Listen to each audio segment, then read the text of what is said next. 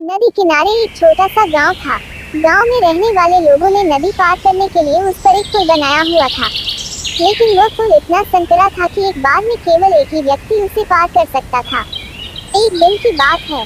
एक बकरी नदी पर बने उस पुल को पार कर रही थी। पुल पर चलते चलते उसने देखा कि एक दूसरी बकरी उसी पुल पर विपरीत दिशा से आ को एक बार में केवल एक ही बकरी पार कर सकती थी। इसलिए दोनों बकरियां कुछ देर तक इंतजार करती रही कि सामने वाली बकरी पीछे हट जाएगी।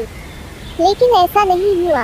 दोनों में से कोई भी अपनी जगह से नहीं हिली, बल्कि अकड़ कर खड़ी रही। तब एक बकरी दूसरी बकरी से बोली, तुम मुझे जाने का रास्ता दो, क्योंकि मैं तुमसे बड़ी हूँ। पर दूसरी बकरी हंस पड़ी और बोली, होगी तुम मुझसे बड़ी, लेकिन मैं तुमसे कहीं ज्यादा ताकतवर हूँ। मैं तुमसे जल्दी ही पुल पार कर लूंगी, इसलिए तुम मुझे रास्ता दो।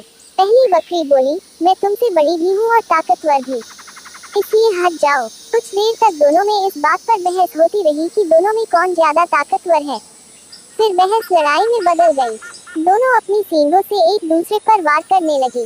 धीरे धीरे उनकी लड़ाई बहुत बढ़ गई। परिणाम ये हुआ कि उनका संतुलन बिगड़ा और वे दोनों पुल से नीचे नदी में जा गिरी तथा दोनों मर गई। फ्रेंड्स, आपको the two goat story in Hindi with moral कैसी लगी? आप अपने कमेंट्स के द्वारा हमें अवश्य बताएं। ये दो बकरियों की कहानी पसंद आने पर लाइक और शेयर करें।